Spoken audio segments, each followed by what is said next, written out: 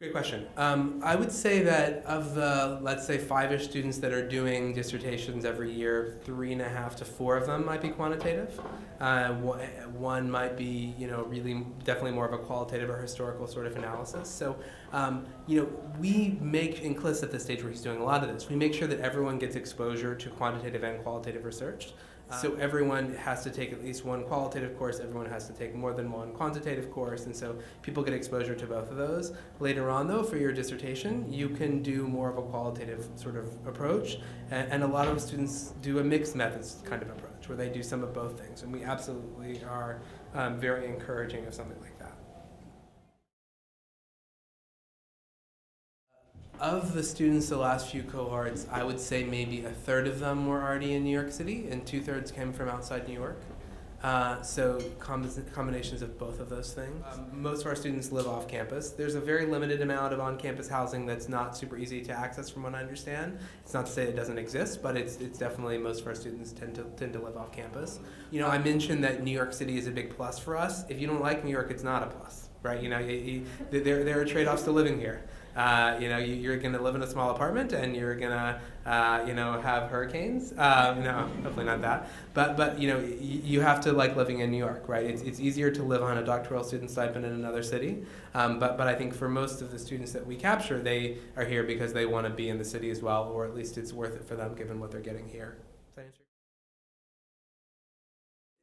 Speaking particularly about the real world aspect of some of the research stuff that you'll do as a PhD student, most of our faculty are engaging in research that really is meant to have a real world impact. For some people that might mean engaging with industry. For me it means a lot of work engaging with the New York City Department of Health, New York State Department of Health, the CDC in Atlanta. I think for some people it means engaging really particularly with one sector of the federal government, and so I think those are the people you're going to have the most access to. Various nonprofit groups people around here tend to do a lot of work with, health systems and the like.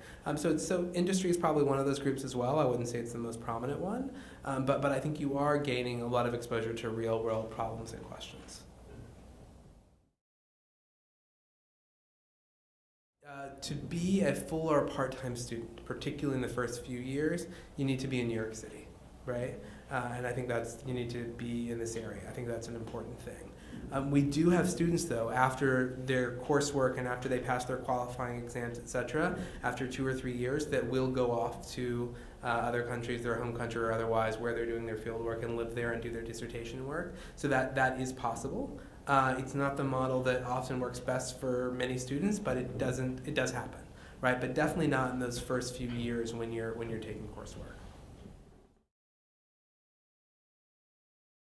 There are some courses that you need to take to prepare yourself for your dissertation. There are courses that you need to do to prepare yourself for the qualifying exams you need to take. But really, what we do first is we say, what are those courses that you need for those things? And then we kind of build around that the fact that most people are coming in with a master's. Not everyone. Most people, though, are coming in with some sort of master's degree. We do let you transfer in a whole bunch of credits as well. Right, so the first thing is, what do you need to do what you need and want to do? After that, though, how can we figure out transferring in the courses that complement that as well? Our students definitely do that on occasion, get their own grants and their own funding. And I think that can do a couple different things, right? I think the most important thing you can do is it's something that looks really good for you as a candidate and marks you as someone who's a really good student. I think that's something that bodes well for you later on the job market. I think that, we fund you for 4 years. Many students finish in 4, many students finish in 5 as well, though. And so if you do that, that can extend your funding, where you can get funded again for an additional 5th year of study if you need it. I mean, I think the short answer is yes, right? We're never going to say, because you have money, we're not going to give you more, and so it definitely can supplement to what you are already getting. That said, depending on the type of funding you have, sometimes we can't supplement more. Certain types of federal funding can't be on top of it. So, but as a general rule, we're definitely encouraging of that.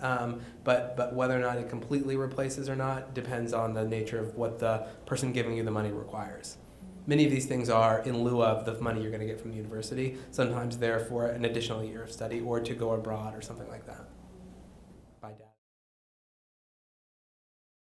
And yes, it's in the first semester, with the caveat that we realize that you're doing a lot of coursework the first semester, so we're not going to necessarily expect you to work, a huge number of hours a week. But yeah, it's definitely from the first semester, and that continues on for the first couple years. And as you're continuing on, what generally happens is there's a transition between doing work for the advisor to more doing your own work under the advisor's direction. And that happens somewhere, in the second to third year generally. The research experience that I mentioned, that's sort of your assistantship, right? So you will get a package from us that says, you're going to work with this faculty member over the course of the 9-month semester. We're going to pay you a stipend of this much. Many of our students work additional time in the summer and get paid additional on top of that for working with the faculty member. So that's sort of built into that with the advisor of record for you is sort of where you're getting you're doing work for them and you're getting money from them in return. So teaching is not part of, it's not a requirement in terms of for your stipend you need to do a certain amount of teaching.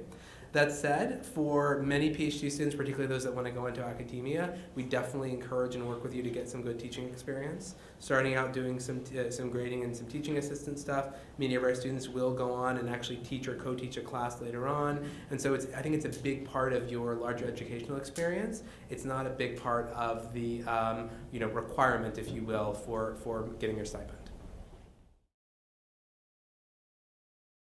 It is a small cohort, but because of that, you get to know people really well. And there are always groups of people who are going to take the same classes, even if they are in slightly different areas. So that's something that we do to kind of help maintain and foster that sense of community. Students are often placed with faculty who have maybe one or two other PhD students working with them at different levels and have a postdoc working with them and have 2 other faculty members and 3 staff people working with them. So those sort of labs or research centers or groups really do form. For example, I took my research team a kind of post-Sandy thing out to lunch today, and so it was 2 or 3 faculty students, two or another faculty member or 2, and 3 or 4 staff and my 2 PhD students, and we all went out and did this together. So I think that's part of it as well. Yes, it's a small cohort, but given that you're taking classes in other schools of NYU, you get to know those first-year students as well, right? And you really do get to kind of build a connection with some of them also. So, and we work hard to try to do that, right? We have a couple events every year. We're having a happy hour next week to try to, bring more of the students together. So we do some work to make sure that happens and you're not feeling totally disconnected.